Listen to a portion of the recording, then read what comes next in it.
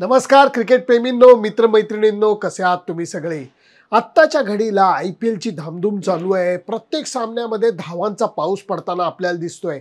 अनपेक्षित नाहीये हे. त्याचं कारण असं आहे, मार्च एंडलाच आपल्याला जबरदस्त उन्हाळा सहन करायला लागतोय. विकेटवरचं गवत कमी आहे, पाणी भरपूर मारलं जातंय, रोलिंग भरपूर केलं जातंय, ज्याच्यामुळे बहुतांशी IPLच्या विकेट्स या बॅटिंग करता अप्रतिम आहेत. काही ग्राउंड असे आहेत की जिथली बाउंड्री लाईन खूप छोट्या आहेत आणि त्यामुळे धावांचा पाऊस आपल्याला जास्त पडताना दिसणार आहे. हैदराबाद, बँगलोर आणि मुंबई खास करून या 3 मैदानांवरती तुम्हाला ही गोष्ट प्रकर्षाने जाणवणार आहे. आणि म्हणूनच आज जो मी ब्लॉग करतोय त्याच्यामध्ये एकच महत्त्वाचा मुद्दा मांडणार आहे आणि तो मुद्दा माझ्या मते इतका क्रुशियल आहे T20 वर्ल्ड कपच्या दृष्टीने की त्याच्याकडे लक्ष देणं हे आत्तापासून भाग आहे. त्यामुळे कुठेही जाऊ नका, बघत राहा तुमचा आवडता channel Sunandan Lele cricket and beyond. हा मुद्दा माझ्या काल लक्षात आला ज्यावेळेला मी रॉयल चॅलेंजर्सची मॅच बघत होतो, बँगलोरची आणि त्यांच्या विरुद्धच्या टीमची KKRची टीम. आणि त्यावेळेला हे बघत असताना हे कळत होतं की हे ग्राउंड वेगळं आहे.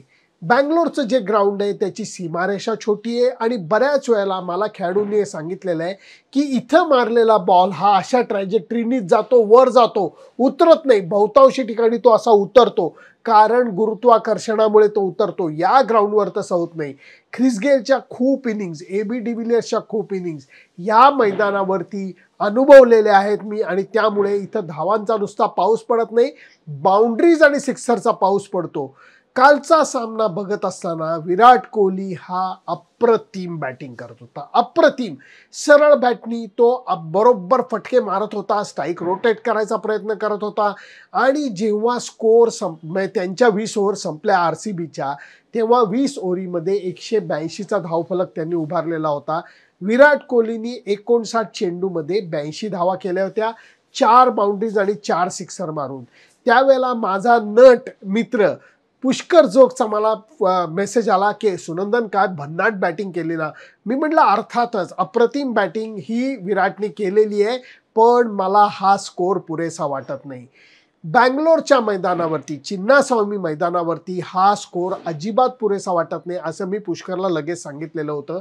आणि कालच्या सामन्याचा जर का शेवटचा धावफलक पाहिला तर आपल्याला तो फरक स्पष्ट दिसतोय की एकीकडे RCBनी जो धावफलक कष्टाने 20 ओव्हरीमध्ये उभारून दाखवला, तोच KKRच्या बॅट्समननी 16.5 ओव्हर्समध्ये म्हणजे जवळजवळ पूर्ण 3 षटकं राखून. आणि ही 3 षटकं जेव्हा मी म्हणतो त्यावेळेला चिन्नास्वामीच्या मैदानावरती मी अतिशयोक्ती करत नाही, 50 रनचा फरक आहे असं म्हणलं तरी हरकत नाही. तुम्ही म्हणाल मी जरा अतिशयोक्ती करतोय, थोडीशी तुम्हाला वाटली तर नाराजी वाटून घेऊ नका.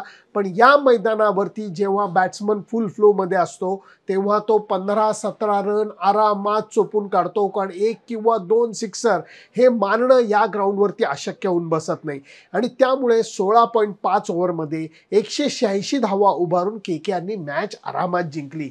आणि त्याच्यामुळे एक महत्त्वाचा मुद्दा माझ्या डोक्यात आला जो गेल्या वर्ल्ड कपला मी बघितला होता, त्याच्यानंतर मी मांडलेला होता थोडक्यात. आज तो मुद्दाम परत मांडतोय. अशा करता मला आत्ताच वाटतं की रोहित शर्मा, KL राहुल आणि विराट कोहली एका वेळेला भारतीय टीममध्ये खेळणं हे पुढच्या T20 वर्ल्ड कप करता मला वाटतं चुकीचं ठरेल. हे मी एक खूप काय म्हणतात त्याला धाडसी विधान करतोय. त्याचं कारण मी तुम्हाला सांगतो. जर तुम्ही कालच्या धावफलकावरती नजर टाकली तर RCBच्या बहुतांशी बॅट्समनचा स्ट्राईक रेट हा 130-140च्या आसपासचा आहे आणि त्याच्या उलट KKRच्या स्ट्राईक रेटकडे तुम्ही नजर टाका म्हणजे मी काय म्हणतोय तुम्हाला कळेल. माझा मुद्दा एवढाच आहे, विराट कोहली अप्रतिम बॅटिंग करतोय का? शंकाच नाही. पण त्याचा जो स्ट्राईक रेट आहे तो टॉप ऑर्डरच्या बॅट्समनला मॉडर्न डे T20 क्रिकेटमध्ये पुरेसा नाही आहे. तीच गोष्ट रोहित शर्माच्या बाबतीत होतीये, तीच गोष्ट KL राहुलच्या बाबतीत होतीये. आणि त्यामुळे हे 3 दर्जेदार फलंदाज जरी असले तरी मॉडर्न डे T20 क्रिकेट करता हे तिघही एका वेळेला संघात असणं हे तेवढंसं मला फायद्याचं वाटत नाही. ह्याच्यामध्ये मुद्दा एवढाच आहे, मॉडर्न डे टेस्ट क्रिकेटमध्ये तुम्हाला टॉप ऑर्डर बॅट्समन, काल विराट कोहलीचं जर का बघितलं तर त्यांनी जवळजवळ निम्मी षटकं ही त्यांनी खेळलेली आहेत. 59 चेंडू म्हणजे 10 षटकं जवळजवळ त्यांनी खेळलेली आहेत. मग त्याचा नाबाद 82 जो स्कोर आहे तो पुरेसा वाटतो का? मला तरी वाटत नाही, कारण आत्ताच्या घडीला बाकीचे बॅट्समन हे पहिल्या बॉलपासून तुटून पडतात, अक्षरशः आडवे तिडवे फटके मारतात आणि T20 क्रिकेट करता, आजकालच्या T20 क्रिकेट करता हे गरजेचं झालंय मला असं वाटतं. KL राहुल क्लासिक बॅटिंग करतो, नंतर तो गिअर बदलतो, परंतु आता जमाना असा आहे की T20 क्रिकेटला तुम्हाला पहिल्या बॉलपासून टॉप गिअरमध्येच बॅटिंग करायला लागते. लोक कदाचित आर्ग्यू करतील की भारतामध्ये शक्य आहे, बाकी ठिकाणी शक्य आहे की नाही. काही असू देत, इंग्लंड संघाने जो बदल करून दाखवला त्या बदलामध्ये जेव्हा त्यांनी ऑस्ट्रेलियामध्ये T20 वर्ल्ड कप जिंकला त्यावेळेला त्यांनी दाखवून दिलं की खेळताना सुंदर दिसणं, छान शैलीदार दिसणं हे महत्त्वाचं नाहीये, परिणाम साधता यायला पाहिजे. आत्ताच्या घडीला रोहित शर्मा, विराट कोहली आणि KL राहुल या तिघांना तेवढा परिणाम साधता येतोय का, हा माझा खरा प्रश्न आहे. बॅट्समन तिघही दर्जेदार आहेत, सरळ बॅटनी भरपूर धावा करू शकतात. T20 क्रिकेट करता थोडी वेगळी बॅटिंग, थोडी आक्रमक बॅटिंग, थोडीशी धोका पत्करणारी बॅटिंग ही करण्याची गरज आहे असं माझं मत आहे. म्हणून मी हा एकमेव मुद्दा माझ्या डोक्यात आला, कारण काल विराट कोहलीची बॅटिंग पाहिली, छान बॅटिंग करत असून सुद्धा परिणाम साधता आला नाही, योग्य निकाल हा त्याच्या बाजूने लागला नाही. आणि तो निकालामधला जो फरक आहे तो फरक तुम्ही लक्षात घ्या.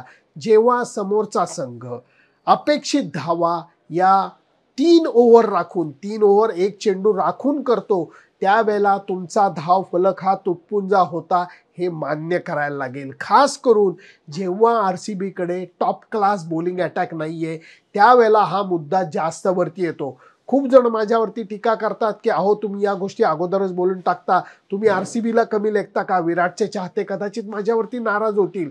विराट माझा सख्खा मित्र आहे, मी त्याचा चाहता आहे, पण आत्ताच्या घडीला T20 क्रिकेटमध्ये झालेले बदल आणि त्याला अनुसरून जर का या 3 बॅट्समननी आपल्या फलंदाजीच्या मनोवृत्तीमध्ये बदल केला नाही तर ती गोष्ट भारतीय संघासाठी T20 वर्ल्ड कपमध्ये मारक ठरू शकेल.